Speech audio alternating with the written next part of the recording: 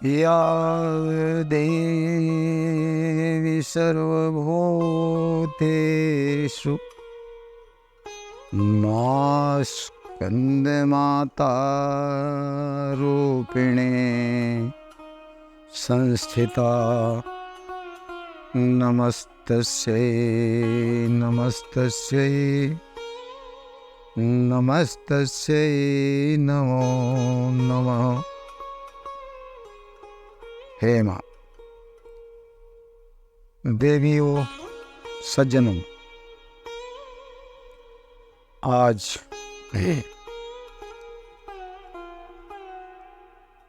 नवरात्रि का 5वां दिन है और आज स्कंद माता की उपासना करने का दिन, जिनका स्थान, जिस चक्र को जागरण करने में इनका ध्यान करना पड़ता है, उसे विशुद्ध चक्र कहते हैं। जिनका आसन कमल है और सवारी उनकी शेर ही है। स्कंद माता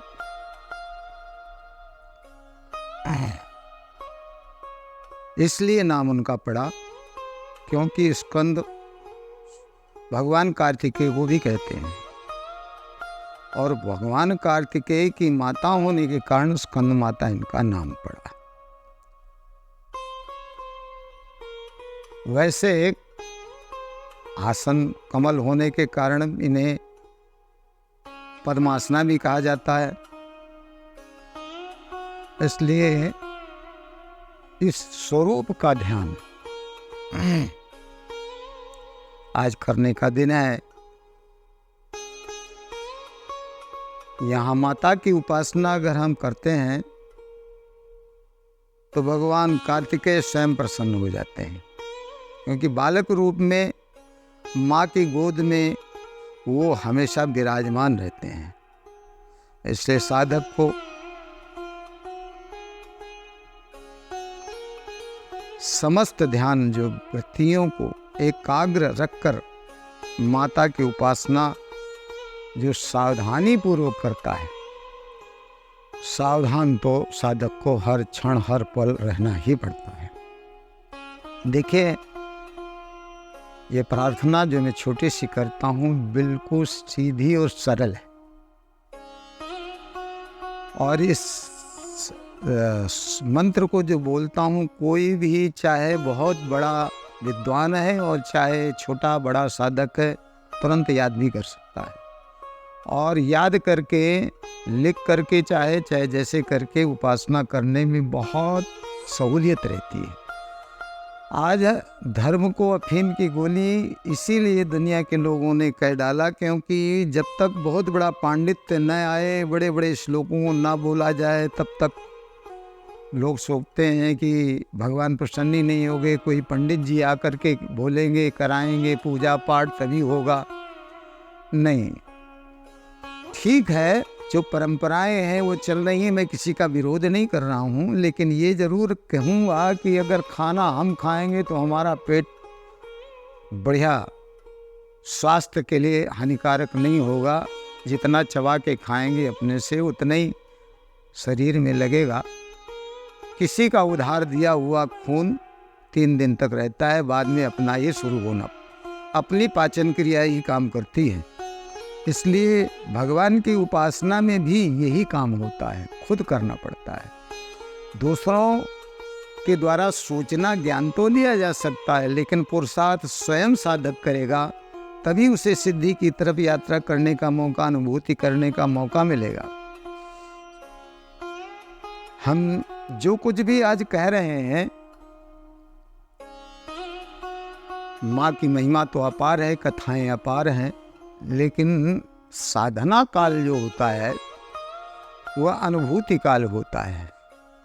मैं ये तो नहीं कहता हूँ कि मैं कोई बहुत ऊंचा साधक हूँ, लेकिन कुछ जरूर मेरी यात्रा हुई है, और इस यात्रा में मेरे जीवन में मैं आज शेयर कर रहा हूँ एक छोटी सी घटना को, क्योंकि जीवन भर साधना तो करता ही रहा हूँ और आसन प्राणायाम भी पातंजलि जल योग दर्शन के जो है यम नियम आसन प्राणायाम प्रत्याहार धारणा ध्यान समाधि के ज्ञान को थोड़ा बहुत जो कुछ प्राप्त हुआ गुरुओं से उसको लेकर के देश में भ्रमण भी किया, साधना शिविर भी लगाए, सब कुछ करने के साथ में खुद भी उसमें लगा रहा, जिसके कारण कोई समय एक आया और उस समय पर बहुत हताश निराश और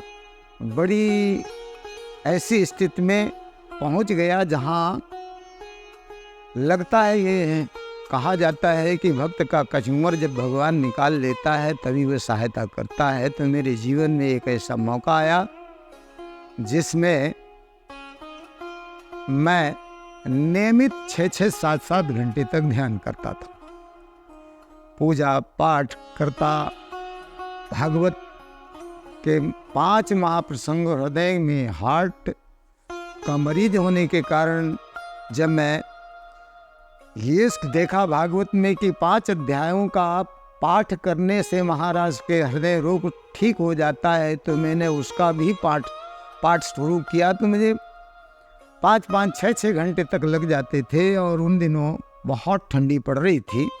हरिद्वार में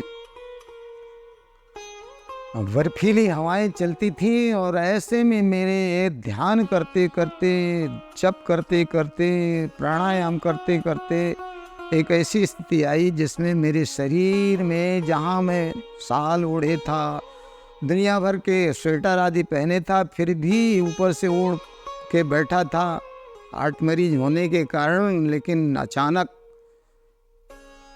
मुझे गर्मी लगी और मैं एक एक करके सभी चीज़ें कपड़ों को हटाने लगा। मेरे पसीना आ गया और उस पसीने के दरमियान मुझसे रहा नहीं गया, मेरे हाथ पैर जलने लगे और बिल्कुल ऐसा लगा कि मैं उठ कर के खड़ा हो जाऊं।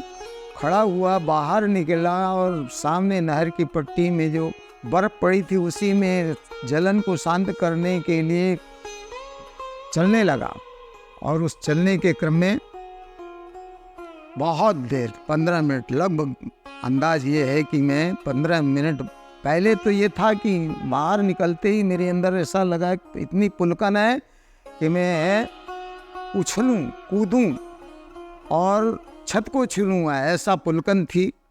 और ये स्वरूप जो है देख करके अपना खुद ही मैं भ्रमित था, कहीं मैं पागल तो नहीं हो गया हूँ, कहीं कोई ऐसी बात मन में आती थी। जबकि 2 सीढ़ी चढ़ने पर भी हाँफने लगता था और ऐसी स्थिति देख करके मैं छत के ऊपर गया, नीचे आया, ऊपर आया, सब किया और फिर जब सामान्य हुआ तो मैं चुपचाप लेट गया। शरीर में जकड़न हुई, पहले तो पागलपन लगा, लेकिन दूसरे दिन थोड़ा और जब शुरू हुआ तो मैंने छोड़ दिया। लेकिन 2-4 दिन में इधर उधर सोचता रहा। अंतोगत्वा ये पता चला, मन में ही मेरे संकल्प जगा कि मुझे कोई नई चीज़ मिली है। मैंने उस दिन से दवाई नहीं की, यहाँ तक कि हार्ट स्पेशलिस्ट को, चौधरी को पूछा भी जाकर इस तरह हुआ है तो बोले उपदेश की बातें जाके और कहीं दो, और अगर जीवन भर जिंदा रहना हो तो ये सभी दवाइयाँ खाना पड़ेगा। और दवाई खा के परेशान था। अर्थात कहने का मेरी अनुभूति है कि कुछ न कुछ मुझे हुआ, चक्रों में कुछ हुआ, नाभि में कुछ हुआ, और इसलिए जो ये बताया जा रहा है मैं अपनी अनुभूति बांटने लगा आज। लेकिन मेरा एक ही निवेदन है कि दुनिया में जितने साधक हैं, निश्चित ही जहाँ पर पदार्थ जगत ये संसार है, जहाँ विज्ञान की चरम सीमा है, वहाँ अध्यात्म की प्रथम सीढ़ी है। वो चमत्कार मेरे जीवन में हुआ। आज मैं निरोगी हूँ, आज मैं कोई दवा नहीं ले रहा हूँ, विविध तरह से लकवा से लेकर सब चीज़ हुआ। शायद मेरे ध्यान करने के क्रम में ही कुछ न कुछ मेरे जीवन में परिवर्तन आया है, जबकि मौन रहने के बाद में कुछ बोलने की इच्छा हो रही है आप लोगों के बीच में। इसलिए मैं सलाह जिन लोगों ने दिया जो मेरे अंदर उमंग आई, जो मेरे को संसाधन मिले इस विज्ञान के साधन को लेकर के मैं कुछ बांटने चला।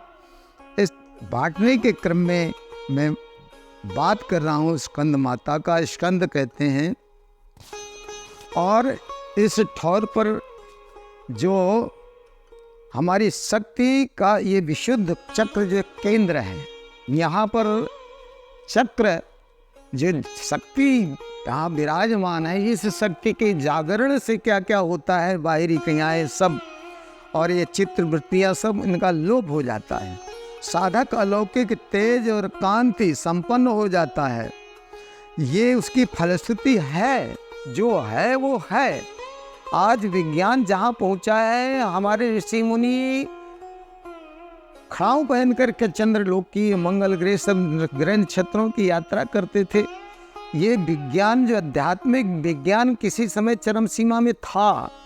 आज हम केवल पूजा करके, केवल पूजा की स्वरूप में और उन साधनों में किसी के है किसी के नहीं है, यही चाहिए वही चाहिए, साधन कोई न हो तो भी माताओं ने किस तरह की घनघोर तपस्या करके क्या क्या प्राप्त कर लिया। अगर प्राप्त कर लिया है उनने, तो उनकी परंपरा में चलने वाले वंशज जो ने जिस सृष्टि का निर्माण किया है, इन्हीं भावों से किया है। ब्रह्म सत्यम जगत मिथ्या कह करके हम ये सोच लेते हैं हम तो झूठे हैं। हम प्रार्थना भी करते हैं माता जी कि हम कुटिल हैं, हम कामी हैं, सब हैं। ये सोच मन से जब तक लोप नहीं, चित्त वृत्तियों से जो हमारी वृत्तियाँ हावी हैं हम पर, इनसे लोप नहीं होता, हमें कि शुद्ध जगह पर नहीं पहुँचते हैं विशुद्ध चक्र में पहुँच करके। और सच पूछे तो यहीं पर खेचरी मुद्रा आदि करके जब हमारी भूख सच्ची हो जाती है तो अमृत का रसपान करते हैं। अमृत का ऋषि मुनि जो योगी लोग होते हैं अमृत रसपान करते हैं। इन चक्रों की महिमा अपार है। अगर माँ की कृपा हो तो, अगर मातृभाव हमारे अंदर हो तो, अगर हमारे अंदर सबके प्रति जितना भी ये संसार माँ ने बनाया है वो सब के हम ऋणी हैं, और सब में बांटने का उल्लास जपते हैं, विकास करने का उल्लास। विकसित तो हम हैं ही, लेकिन हम जागृत हो करके, सजग हो करके जब तक हम नहीं रहते हैं तब तक हमारे जीवन में अगले चक्र कहूँ या कोष कहूँ या उस जगह छुपी हुई शक्तियों के जागरण का कोई समय नहीं आता है। कोई कितना भी भटक ले, कितना भी इधर उधर बहुत से बड़े बड़े यज्ञ कर ले और बहुत बड़ी बड़ी मंत्रों को जो है उच्चारण कर ले, लेकिन इन मंत्रों में नहीं, भाव में ही सब कुछ भरा है। इसलिए भाव परिवर्तन का जोर देता हूँ मैं। भाव में ही भगवान है। भगवान जब तक भाव नहीं होता तब तक नहीं मिलते हैं।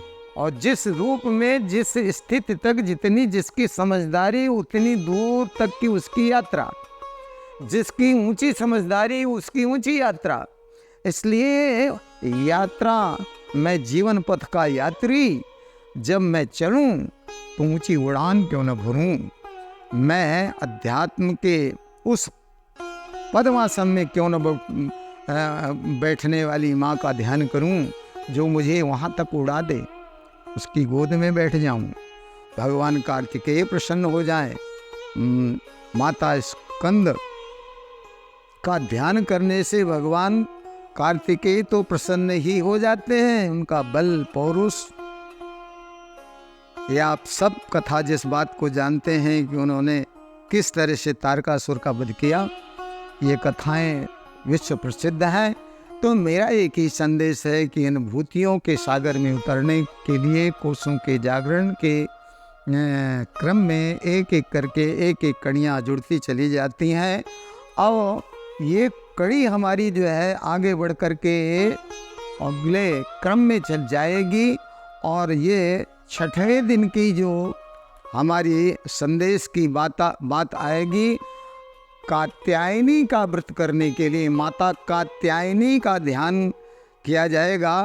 आज आइए हम स्कंद माता को नमन करें और स्कंद माता की कृपा प्राप्त करके इस संसार में वही करें जो माता चाहती हैं। साधक इसी भाव में प्रवेश करे। माँ को बारंबार प्रणाम।